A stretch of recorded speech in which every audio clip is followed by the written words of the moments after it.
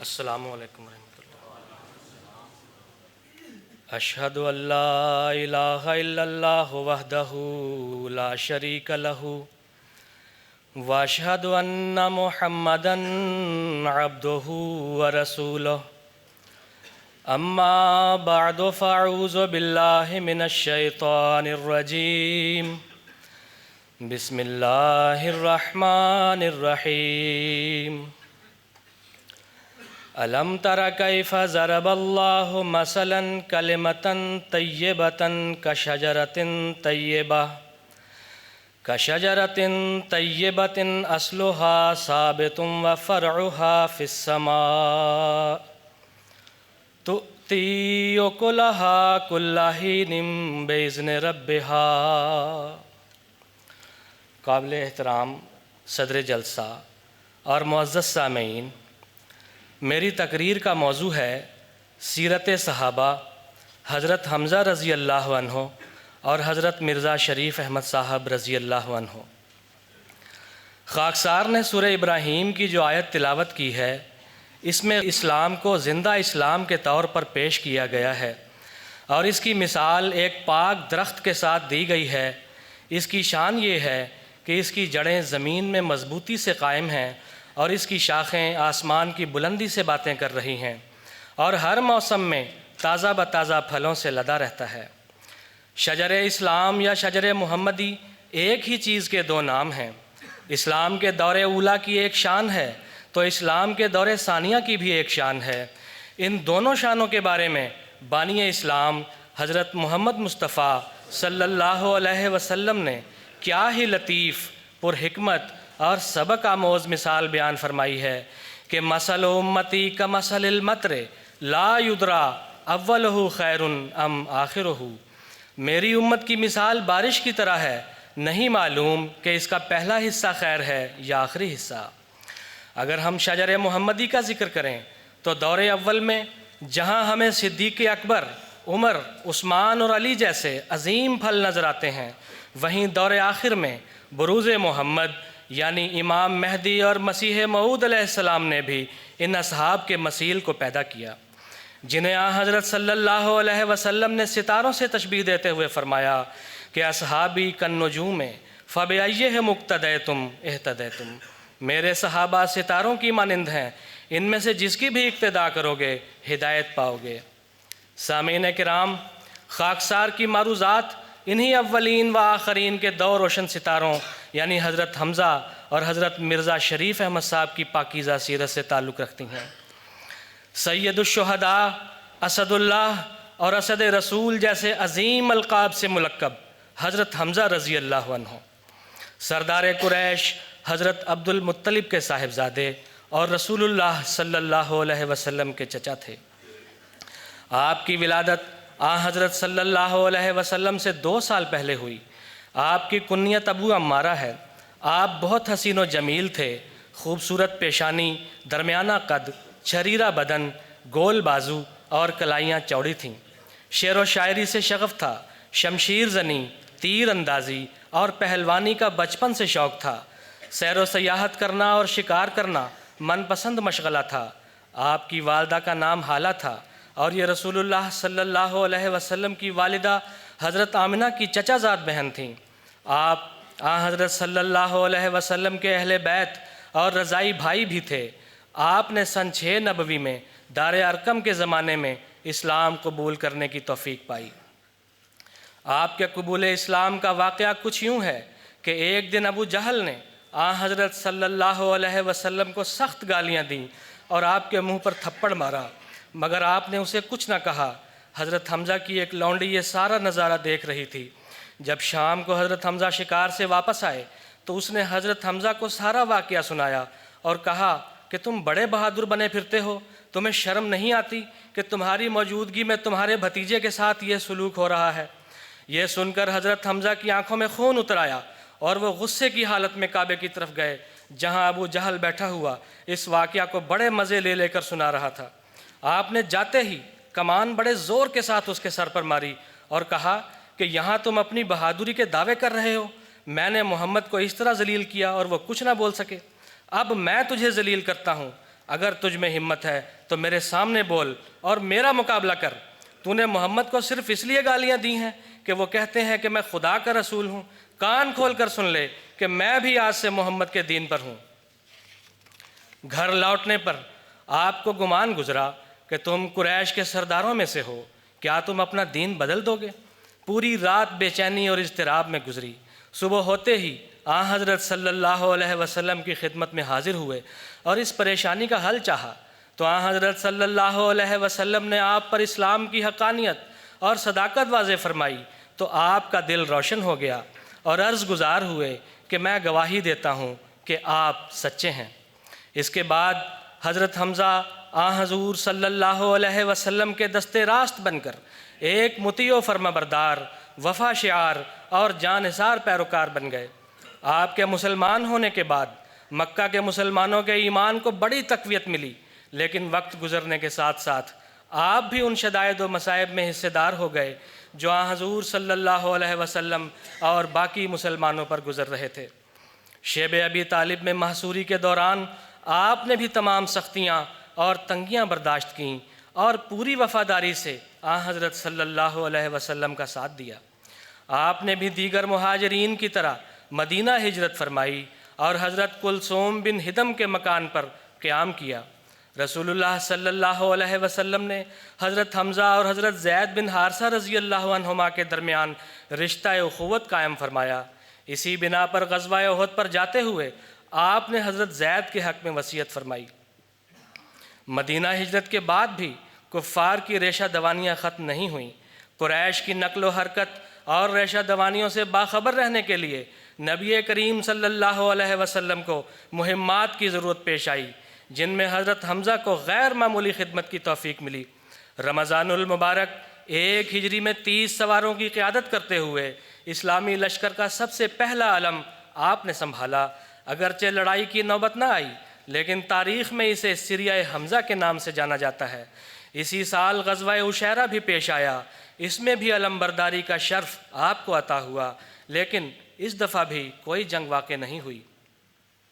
ہجرت کے بعد دیگر مسلمانوں کی طرح حضرت حمزہ کے مالی حالات بھی بہت خراب ہو گئے تھے۔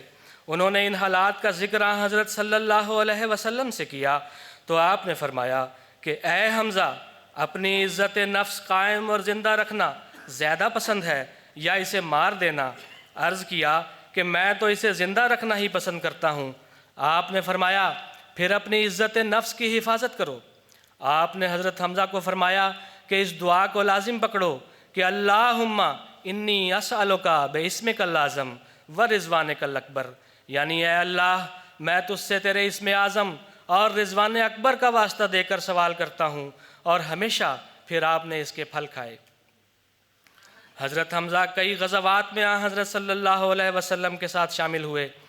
غزوہ بدر کے موقع پر آپ نے ایک ایسے شخص کو واصل جہنم کیا جس نے مسلمانوں کے پانی کے حوض کو خراب کرنے یا اس کے پاس مر جانے کا عہد کیا تھا۔ جنگ بدر کے موقع پر حضرت حمزہ نے خود پہنی ہوئی تھی۔ عتبہ بن ربیعہ نے کہا کہ کچھ بات کرو تاکہ ہم تمہیں پہچان لیں۔ حضرت حمزہ نے کہا کہ میں حمزہ ہوں جو اللہ اور اس کے رسول صلی اللہ علیہ وسلم کا شیر ہے۔ تو عتبہ نے کہا اچھا مقابل ہے۔ اس جنگ میں حضرت حمزہ نے عتبہ سمیت 30 سے زائد سرداران قریش کو قتل کیا۔ حضرت حمزہ کی بہادری کا یہ عالم تھا کہ غزوہ بدر میں کفار میں دہشت ڈالنے کے لیے آپ شتر مرغ کا پر بطور نشان جنگ لگائے ہوئے تھے۔ حضرت عبد الرحمن بن عوف سے روایت ہے کہ امیہ بن خلف نے مجھ سے پوچھا کہ یہ کون شخص ہے جس کے سینے میں شتر مرغ کا پر لگا ہوا ہے؟ میں نے کہا یہ حمزہ بن عبد المطلب ہیں۔ امیہ کہنے لگا کہ یہی وہ شخص ہے جس نے آج ہمیں سب سے زیادہ نقصان پہنچایا ہے۔ سن 2 ہجری میں ہی غزوہ بنو قینقاع پیش آیا۔ حضرت صلی اللہ علیہ وسلم نے بنو قینقاع کی عہد شکنی کے باعث ان پر فوج کشی فرمائی اور انہیں مدینہ سے جلا وطن کر دیا۔ اس موقع پر بھی حضرت حمزہ علم برداری کے منصب پر مامور تھے۔ نعرہ تکبیر! پاک محمد مصطفیٰ، صحابہ رسول، شہداء اسلام، نعرہ تکبیر! غزوہ احد میں بھی حضرت حمزہ نے شجاعت کے کمالات دکھائے۔ جنگ بدر میں آپ نے چن چن کر اکثر صنادید قریش کو قتل کیا تھا۔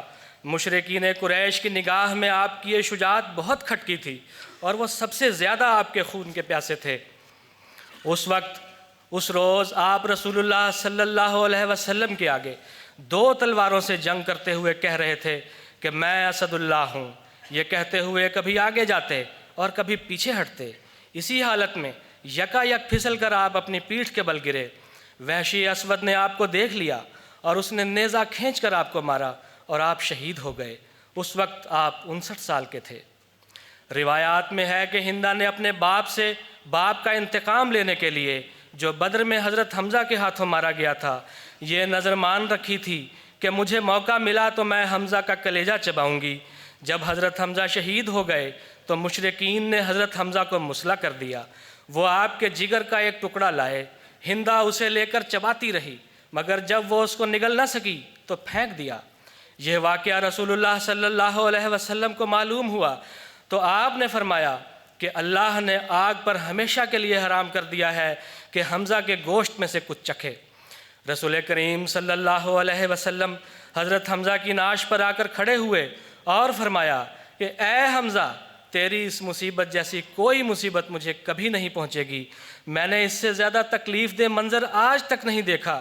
پھر آپ نے فرمایا جبریل نے آ کر مجھے خبر دی ہے کہ حمزہ بن عبد المطلب کو 7 آسمانوں میں اللہ اور اس کے رسول کا شعر لکھا گیا ہے۔ سامعین کرام، رسول اللہ صلی اللہ علیہ وسلم نے حضرت حمزہ کی نماز جنازہ اس طرح پڑھائی کہ ہر بار ایک انصاری صحابی کی نعش حضرت حمزہ کی نعش کے ساتھ رکھ کر نماز جنازہ پڑھائی جاتی۔ اس طرح 70 مرتبہ آپ کی نماز جنازہ ادا کی گئی۔ حضرت عبداللہ بن مسعود رضی اللہ عنہ سے مروی ہے کہ میں نے کبھی حضرت صلی اللہ علیہ وسلم کو اس قدر گریہ وزاری کرتے نہیں دیکھا جس قدر آپ نے حضرت حمزہ پر گریہ وزاری کی۔ آپ نے حضرت حمزہ کو ان الفاظ میں خراج تحسین پیش کیا کہ اے حمزہ، رسول اللہ صلی اللہ علیہ وسلم کے چچا، اے اللہ کے شیر اور رسول اللہ صلی اللہ علیہ وسلم کے شیر، اے حمزہ، اے تمام تر خیرات اور حسنات پر عمل کرنے والے، اے حمزہ، مصائب و مشکلات کے دور کرنے والے، اے حمزہ، ذات رسول صلی اللہ علیہ وسلم کا دفاع اور تحفظ کرنے والے۔ حضرت عبداللہ بن عباس رضی اللہ عنہ سے مروی ہے کہ حضرت حمزہ حالت جنابت میں قتل کیے گئے تھے تو رسول اللہ صلی اللہ علیہ وسلم نے فرمایا کہ ان کو ملائکہ نے غسل دیا ہے۔ ایک روایت میں ہے کہ آپ صلی اللہ علیہ وسلم نے حضرت حمزہ کو اس طرح ظلم و ستم کا نشانہ بنانے والوں کے لیے اپنا عزم یوں ظاہر فرمایا کہ بخدا اگر اللہ تعالیٰ نے مجھے اس قوم کفار پر فتح عطا فرمائی تو میں ان کے 70 آدمیوں کا مسلح کروں گا۔ اس پر اللہ تعالیٰ نے الہاماً آپ کو اس اقدام سے روکا اور صبر کرنے کا حکم دیا۔ اس پر آپ نے فرمایا کہ ہم صبر کریں گے اور مسلح کا بدلہ نہیں لیں گے اور اپنی قسم کا کفارہ ادا فرمایا۔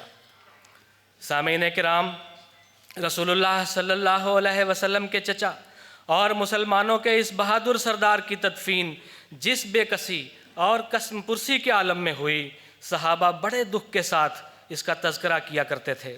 بعد میں فراخی کے دور میں حضرت خباب و تنگی کا زمانہ یاد کر کے کہا کرتے تھے کہ حضرت حمزہ کا کفن ایک چادر تھی، وہ بھی پوری نہ ہوتی تھی، چنانچہ سر کو ڈھانک کر پاؤں پر گھاس ڈال دی گئی۔ حضرت حمزہ کے بے شمار فضائل و خصائص اور امتیازات بھی ہیں جن کا مختصر تذکرہ اس جگہ خالی از فائدہ نہ ہوگا۔ حضرت حمزہ رشتہ داروں کے ساتھ حسن سلوک کرنے والے، تمام نیک کاموں میں ہمیشہ پیش رہتے تھے۔ چنانچہ شہادت کے بعد حضرت صلی اللہ علیہ وسلم نے حضرت حمزہ کی لاش کو مخاطب ہو کر فرمایا کہ اللہ کی رحمتیں آپ پر ہوں، آپ ایسے تھے کہ معلوم نہیں کہ ایسا صلہ رحمی کرنے والا اور نیکیاں بجا لانے والا کوئی اور ہو۔ اس موقع پر آپ نے یہ آیت بھی تلاوت فرمائی کہ من المؤمنین رجال صدقوا ما عاہدوا اللہ علیہ فمنہم من قضی نحبہ ومنہم من ینتظر وما بدلوا تبدیلا۔ یعنی مومنوں میں سے ایسے مرد ہیں جنہوں نے جس بات پر اللہ سے عہد کیا تھا اسے سچا کر دکھایا، بس ان میں سے وہ بھی ہے جس نے اپنی منت کو پورا کر دیا، اور ان میں سے وہ بھی ہے جو ابھی انتظار کر رہا ہے، اور انہوں نے ہرگز اپنے طرز عمل میں کوئی تبدیلی نہیں کی۔ یہ آیت کریمہ رہتی دنیا تک حضرت حمزہ رضی اللہ عنہ کو ایک عظیم الشان خراج تحسین پیش کرتی رہے گی۔ مستدرک حاکم میں ہے کہ نبی کریم صلی اللہ علیہ وسلم نے شہدائے احد کی قبور کی زیارت فرمائی تو کہا، اے اللہ، بے شک تیرا بندہ اور تیرا نبی گواہی دیتا ہے کہ یہ شہید ہیں، اب تا قیامت جو بھی ان کی زیارت کر کے ان کو سلام دے گا تو یہ اس کے سلام کا جواب دیتے رہیں گے۔ چنانچہ رسول کریم صلی اللہ علیہ وسلم حضرت فاطمہ اور کبار صحابہ رضوان اللہ علیہ مجمعین حضرت حمزہ کے مزار کی زیارت کیا کرتے تھے۔ فاطمہ خزائیہ کہتی ہیں کہ ایک دن میں میدان احد سے گزر رہی تھی تو میں نے کہا، السلام علیکم یا عم رسول اللہ صلی اللہ علیہ وسلم، اے اللہ کے رسول کے چچا، آپ پر سلامتی ہو۔ تو میں نے جواب میں سنا، وعلیک السلام ورحمۃ اللہ وبرکاتہ۔ حضور صلی اللہ علیہ وسلم کو حضرت حمزہ اتنے محبوب تھے کہ آپ صحابہ کرام کو اپنی اولاد کو اسی نام سے موسوم کرنے کی ترغیب دیتے تھے۔ آپ فرمایا کرتے تھے کہ میرے چچاؤں میں سب سے بہتر حضرت حمزہ ہیں۔ حضور صلی اللہ علیہ وسلم نے آپ کے متعلق فرمایا کہ قیامت کے دن اللہ تعالیٰ کے نزدیک تمام شہداء کے سردار حضرت حمزہ بن عبد المطلب ہیں۔ حضرت عبداللہ بن عباس سے روایت ہے کہ حضرت صلی اللہ علیہ وسلم نے فرمایا کہ میں گزشتہ رات جنت میں داخل ہوا اور دیکھا کہ جعفر بن ابی طالب ملائکہ کے ساتھ محو پرواز ہیں اور حمزہ تخت پر تکیہ لگائے تشریف فرما ہیں۔ سامعین کرام، یہ وہ لوگ تھے جن سے اللہ تعالیٰ راضی ہوا اور وہ اللہ سے راضی ہوئے۔ اللہ نے ان کو جنتوں کی خوشخبریاں دی ہیں۔ اللہ ان کے ساتھ مغفرت کا سلوک فرمائے اور درجات بلند سے بلند تر کرتا چلا جائے۔ معزز سامعین، خاکسار کی تقریر کا دوسرا حصہ شجر محمدی کے اس عظیم الشان پھل سے تعلق رکھتا ہے جس نے امت محمدیہ کے آخری حصے میں پیدا ہونا تھا، یعنی حضرت مرزا شریف احمد صاحب رضی اللہ عنہ۔ آپ حضرت مسیح موعود علیہ السلام کی مبشر اولاد اور ان 5 تن میں سے تھے جنہیں حضور علیہ السلام نے اپنے خاندان کی بنیاد قرار دیا ہے۔ آپ کی پیدائش سے قبل حضور علیہ السلام کو یہ بشارت دی گئی تھی کہ آپ کو ایک فرزند عطا کیا جائے گا۔ اس پیش خبری کے مطابق 24 مئی 1895 کو آپ کی ولادت ہوئی۔ اس موقع پر حضور علیہ السلام نے عالم کشف میں یہ 2 نظارے دیکھے۔ فرمایا، جب یہ پیدا ہوا تھا تو اس وقت عالم کشف میں آسمان پر ایک ستارہ دیکھا جس پر لکھا تھا معمر اللہ۔ پھر فرمایا، اس وقت عالم کشف میں میں نے دیکھا کہ آسمان پر سے 1 روپیہ اترا اور میرے ہاتھ پر رکھا گیا، اس پر لکھا تھا معمر اللہ۔ خدا تعالیٰ نے آپ کے متعلق کئی بشارات بھی دیں، مثلاً فرمایا، عمرہ اللہ علی خلاف التوقع، اس کو یعنی شریف احمد کو خدا تعالیٰ امید سے بڑھ کر عمر دے گا۔ چنانچہ آپ کی زندگی میں کئی خطرناک مراحل آئے مگر اللہ تعالیٰ نے آپ کی حفاظت فرمائی۔ مثلاً طاعون جب زوروں پر تھی تو آپ کو شدید بخار ہو گیا اور بے ہوشی شروع ہو گئی اور بظاہر مایوس کن علامات ظاہر ہونے شروع ہو گئیں۔ حضور علیہ السلام فرماتے ہیں کہ مجھے خیال آیا کہ اگرچہ انسان کو موت سے گریز نہیں، مگر اگر لڑکا ان دنوں میں فوت ہو گیا تو دشمن اس تب کو طاعون ٹھہرائیں گے اور خدا تعالیٰ کی اس پاک وحی کی تکذیب کریں گے جو اس نے فرمایا ہے، انی احافظ کل من فی الدار، یعنی میں ہر ایک کو جو تیرے گھر کی 4 دیوار کے اندر ہے طاعون سے بچاؤں گا۔ چنانچہ حضور دعا کے لیے کھڑے ہوئے تو معاً وہ حالت میسر آ گئی جو استجابت دعا کی کھلی کھلی نشانی ہے۔ حضور کو کشفاً دکھایا گیا کہ آپ بالکل تندرست ہیں۔ جب کشفی حالت ختم ہوئی تو دیکھا کہ آپ 4 پائی پر بیٹھے ہیں اور پانی مانگتے ہیں۔ نماز ختم کر کے حضور نے بدن پر ہاتھ لگا کے دیکھا تو تب کا نام و نشان نہیں تھا۔ ایک اور الہام تھا، فرمایا، چند سال ہوئے ایک دفعہ عالم کشف میں اسی لڑکے شریف احمد کے متعلق کہا تھا کہ اب تو ہماری جگہ بیٹھ اور ہم چلتے ہیں۔ اس کشف میں اشارہ تھا کہ آپ کی زندگی حضور علیہ السلام کے جاری فرمودہ کاموں کے سر انجام دینے میں گزرے گی۔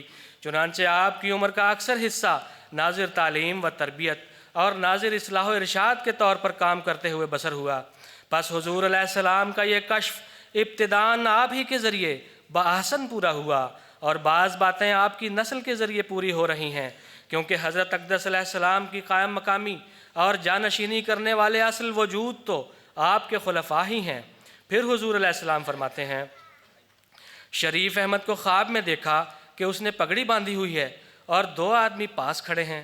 ایک نے شریف احمد کی طرف اشارہ کر کے کہا وہ بادشاہ آیا، دوسرے نے کہا کہ ابھی تو اس نے قاضی بننا ہے۔ فرمایا قاضی حکم کو بھی کہتے ہیں، قاضی وہ ہے جو تائید حق کرے اور باطل کو رد کرے۔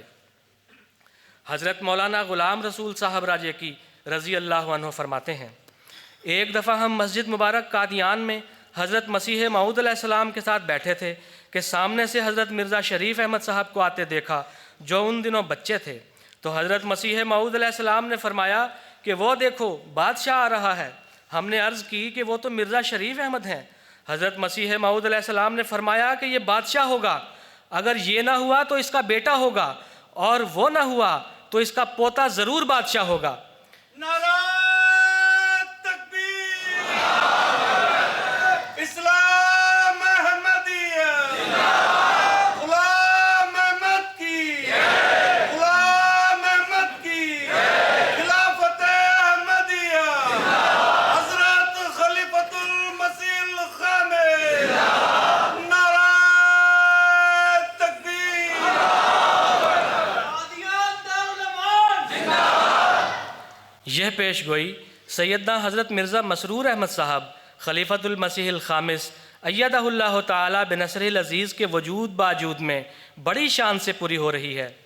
سامعین کرام، نظام سلسلہ کے ماتحت آپ ایک دفعہ قاضی بھی مقرر ہوئے۔ مکرم شیخ بشیر احمد صاحب ایڈوکیٹ بیان کرتے ہیں کہ میں نے حضرت میاں صاحب کو نہایت صاحب الرائے پایا۔ آپ بہت جلد حقیقت کو پا لیتے تھے اور پھر اپنی رائے پر مضبوطی سے قائم ہو جاتے تھے۔ غلط نرمی اور سختی سے پوری طرح بچ کر انصاف کے ترازو کو کما حقہ قائم رکھتے تھے۔ حضور علیہ السلام نے اپنی رویا کی تشریح میں فرمایا تھا، قاضی وہ ہوتا ہے جو تائید حق کرے اور باطل کو رد کرے۔ چنانچہ وہ بادشاہ آیا، الہام کی گواہی ہر وہ شخص دے سکتا ہے جس کو آپ سے واسطہ پڑا ہو یا جس نے آپ کو قریب سے دیکھا ہو۔ آپ نے بہت شاہانہ مزاج پایا تھا۔ خرچ کرتے وقت یا خیرات کرتے وقت یہ نہیں سوچتے تھے کہ میرے پاس کچھ بچتا بھی ہے کہ نہیں۔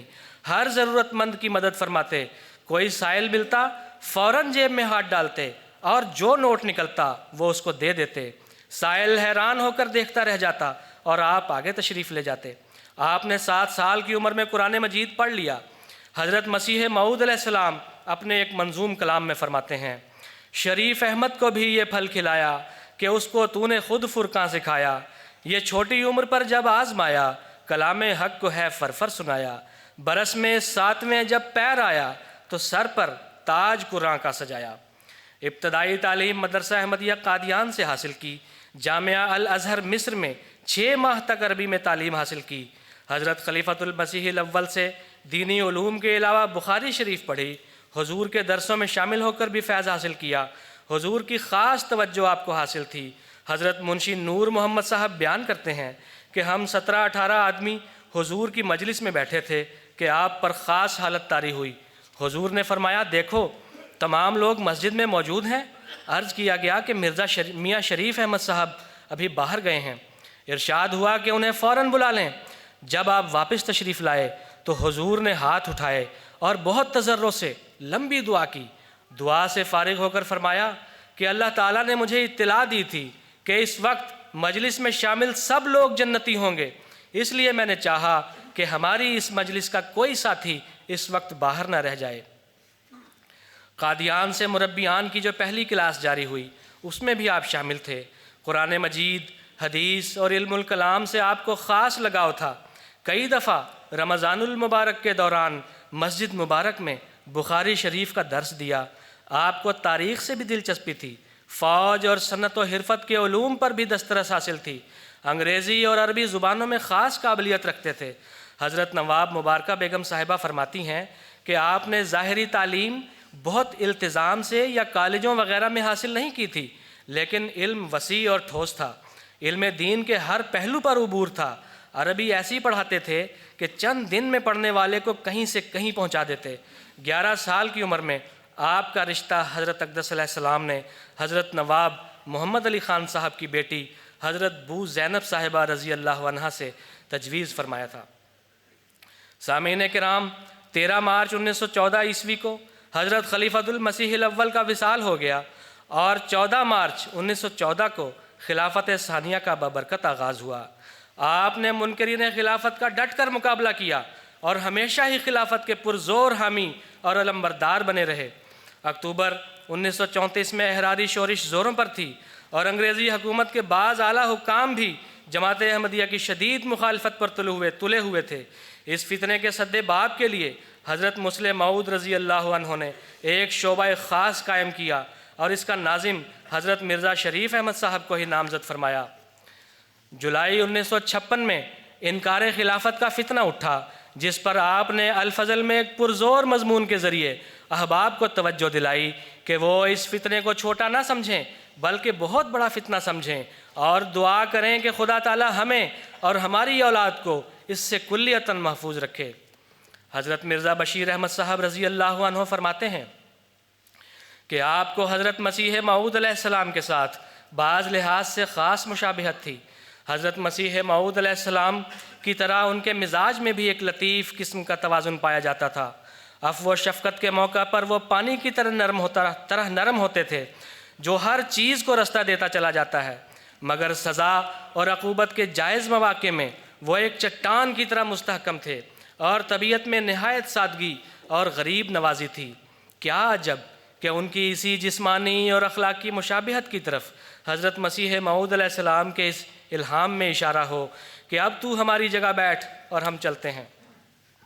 حضرت نواب مبارکہ بیگم صاحبہ فرماتی ہیں کہ میری اور آپ کی عمر میں بہت کم فرق تھا، ہر وقت کا ساتھ، اکٹھے کھیلنا کودنا، بچپن میں بہت شوق و شنگ بھی تھے مگر کبھی نہیں لڑے، مجھے کبھی انہوں نے نہیں ستایا بلکہ ہمیشہ میرا ہی کہنا مان لیتے، آپ کی رائے صائب ہوتی، مشورہ ہمیشہ دیانتدارانہ ہوتا۔ علم تعبیر اللہ تعالیٰ نے ان کو خاص ودیعت فرمایا تھا۔ علمی پہلو کے علاوہ ایک نہایت شریف، اسم با مسمہ، نہایت صاف دل، غریب طبیعت، دل کے بادشاہ، عالی حوصلہ، صابر اور متحمل مزاج وجود تھے۔ اس لیے نہیں کہ وہ میرے بھائی تھے بلکہ اس کو الگ رکھ کر کوئی بطور سچی شہادت کے مجھ سے ان کی بابت سوال کرے تو میں یہی کہوں گی اور وثوق سے کہوں گی کہ وہ ایک ہیرا تھا نایاب، وہ سراپا شرافت تھا، ایک چاند تھا جو چھپا رہا اکثر۔ حضرت نے ایک محمد خان صاحب بیان کرتے ہیں کہ آپ کو قرآن کریم اور احادیث مبارکہ سے عشق تھا، دوسروں سے بھی پڑھواتے، تربیت کے لیے بچوں سے کثرت سے قرآن مجید سنتے تھے، عموماً پیار محبت سے اور دعا سے ہی نصیحت فرماتے، کسی بات پر زور دینا ہو تو بار بار فرماتے لیکن غصے میں نہ آتے۔ آپ اسیر راہ مولا بھی رہے۔ 1953 میں آپ نے 2 ماہ کی سخت قید کاٹی، اس دوران بھی آپ حشاش بشاش اور مطمئن نظر آئے اور ساتھی قیدیوں کو دلچسپ واقعات اور ایمان افروز باتیں سنا کر ان کا حوصلہ بلند کرتے رہے، گویا جیل میں بھی ہر روز مجلس عرفان سجتی تھی۔ حضرت مولانا ابوالعطا صاحب فرماتے ہیں کہ جب کوئی نئی دکان کھلتی تو جا کر زیادہ سے زیادہ چیزیں خریدتے تاکہ ان کی حوصلہ افزائی ہو، اور اگر کبھی کوئی آندھی یا طوفان آتا تو گھر سے نکلتے کہ کسی گھر کا نقصان ہو گیا ہو تو اسے پورا کر دوں۔ آپ کی ہمدردی اور سلسلے کے لیے غیرت ایک نمونہ تھی۔ اپنے ماتحتوں کی تکلیف کا بہت احساس ہوتا تھا اور تب تک چین نہیں آتا تھا جب تک اس تکلیف کا ازالہ نہ کر لیں۔ مردانہ شجاعت آپ کی طبیعت کا نمایاں وصف تھا۔ قادیان میں حضرت مسلم موعود رضی اللہ عنہ نے جماعت اور شاعر اللہ کی حفاظت کے لیے نظارت خاص مقرر فرمائی، جس کا ناظر آپ کو مقرر فرمایا۔ اللہ تعالیٰ کے خاص فضل سے آپ کی بیدار مغزی اور حسن تدبیر سے احرار کی چالیں ناکام ہونے لگیں اور آپ کا وجود ان کی نظر میں کھٹکنے لگا تو دشمن نے آپ پر ایک شخص حنیفہ کے ذریعے لاٹھی سے حملہ کروایا، لیکن خدا تعالیٰ کے فضل سے آپ محفوظ رہے۔ آپ بہت دلیر تھے۔ حضرت صاحبزادہ مرزا منصور احمد صاحب فرماتے ہیں کہ لاہور میں جماعت کے خلاف جلوس وغیرہ دیکھنے کے لیے کئی دفعہ آپ اکیلے ہی گھر سے نکل جاتے تھے۔ ہم پریشان ہو جاتے لیکن آپ بڑے آرام اور تسلی سے واپس آ رہے ہوتے تھے کہ میں ذرا حالات دیکھنے گیا تھا۔ حضرت میاں صاحب بعض چیزوں کے موجد بھی تھے، مثلاً آپ نے ایک ایسا آلہ ایجاد کیا تھا جس سے شکار کے وقت فاصلہ ماپا جا سکتا تھا اور اس کے مطابق سائٹ کو فٹ کیا جا سکتا تھا۔ اسی طرح آپ نے ایک چھوٹا سا پمپ بھی ایجاد کیا تھا جسے سائیکل کے ساتھ ایڈجسٹ کر دیا جاتا، اور اگر سائیکل پنکچر ہو جائے تو اتر کر ہوا بھرنے کی ضرورت نہ تھی اور خود بخود سائیکل میں ہوا بھر جاتی تھی۔ اسی طرح آپ نے کشتی کو سائیکل کی طرح چلانے کے لیے پیڈل سسٹم بھی ایجاد فرمایا تھا۔ قادیان میں سوئمنگ پول آپ ہی کی توجہ اور محنت کا نتیجہ تھا۔ سامعین کرام، حضرت صاحبزادہ مرزا شریف احمد صاحب اوصاف حمیدہ کا دلکش نمونہ تھے۔ آپ کا حلیہ اور آواز سیدنا حضرت مسیح موعود علیہ السلام کے حلیہ مبارک اور آواز سے بہت ملتی تھی، اور انداز گفتگو بہت سادہ اور دلکش تھا۔ قرآن شریف اور احادیث نبویہ سے آپ کو ازحد محبت تھی۔ نماز فجر کے بعد بلا ناغہ قرآن شریف کی تلاوت بآواز بلند فرماتے، سورہ فاتحہ، درود شریف اور یا حیو یا قیوم برحمتک نستغیث اور سبحان اللہ و بحمدہ سبحان اللہ العظیم کا ورد بکثرت کرتے۔ سفر میں نماز ہمیشہ پہلے وقت میں ادا فرماتے۔ آپ صاحب کشف اور مستجاب الدعوات تھے۔ ایک مرتبہ ریاست کپورتھلا میں شکار کی غرض سے تشریف لے گئے۔ دیر ہو جانے کی وجہ سے ایک گاؤں میں رات گزارنی پڑی۔ اسی رات اس گھر میں ایک بچہ گم ہو گیا اور باوجود تلاش کرنے کے نہ ملا۔ اس پر آپ نے خاص توجہ سے دعا کرنی شروع کی۔ دعا کی حالت میں غنودگی میں آپ کو دکھایا گیا کہ ایک بوڑھا شخص بچے کو لے کر آ رہا ہے۔ آپ نے گھر والوں کو اسی وقت اطلاع دی کہ ایک بوڑھا شخص بچے کو لے کر آئے گا۔ صبح جب آپ کی روانگی کا وقت ہوا تو ابھی بچہ گھر نہیں پہنچا تھا۔ اس پر آپ نے پھر دعا کی کہ میں اس حالت میں گھر والوں کو چھوڑ کر نہیں جا سکتا، اے باری تعالیٰ میرے ہوتے ہوئے اس بچے کو گھر پہنچا دے۔ تھوڑی ہی دیر میں ایک معمر شخص بچے کو لے کر آ گیا اور گھر والوں نے خوشی خوشی آپ کو رخصت کیا۔ اللہ تعالیٰ نے آپ کو زبردست روحانی قوت عطا فرمائی تھی اور آپ کی توجہ بڑی اثر انگیز تھی۔ آپ نے اپنی بیماری کے ایام صبر و شکر سے گزارے اور 26 دسمبر 1961 کو جلسہ سالانہ کے افتتاح سے 2 گھنٹے قبل 66.5 سال کی عمر میں آپ نے وفات پائی۔ اسی دن حضرت مرزا بشیر احمد صاحب نے جنازہ پڑھایا اور بہشتی مقبرہ میں تدفین ہوئی۔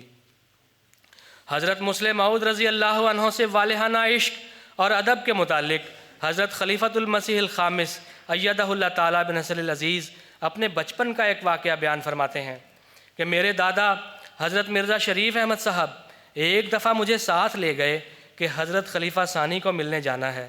جب ان کے گھر پہنچے تو وہ نیچے کھڑے ہو گئے اور مجھے کہا کہ اوپر جا کے بتا کے آؤ کہ میں ملنے آ رہا ہوں، اجازت لے کر آؤ۔ وہاں جا کر میں نے انہیں کہا کہ ابا جان نے ملنے آنا ہے۔ انہوں نے کہا ٹھیک ہے آ جائیں۔ میں نیچے آیا، ان کو بتایا، پھر وہ اوپر گئے۔ وہاں کرسی رکھی تھی ان کے سرہانے جہاں وہ لیٹے ہوئے تھے، تو انہوں نے وہ کرسی ہٹا دی اور نیچے بیٹھ گئے، اور دونوں بھائیوں کی جو باتیں ہو رہی تھیں اس میں بھی آپس کا ایک تعلق اور محبت اور پیار کا اظہار دونوں طرف سے چل رہا تھا۔ معزز سامعین، اسلام کے ان دونوں ادوار کے صحابہ کی شان کے متعلق حضرت مسلم موعود رضی اللہ عنہ فرماتے ہیں، یہ لوگ جنہیں خدا تعالیٰ کے انبیاء کی صحبت حاصل ہوتی ہے، یہ لوگ انبیاء کا قرب رکھتے ہیں، خدا تعالیٰ کے نبیوں اور اس کے قائم کردہ خلفاء کے بعد دوسرے درجے پر دنیا کے امن اور سکون کا باعث ہوتے ہیں۔ آخر میں دعا ہے کہ اللہ تعالیٰ ان بزرگ صحابہ پر کروڑ ہا کروڑ رحمتیں اور برکتیں نازل فرماتا چلا جائے اور ہمیں ان کے پاکیزہ اسوے پر عمل کرنے کی توفیق عطا فرمائے۔ آمین۔ وآخر دعوانا ان الحمد للہ رب العالمین۔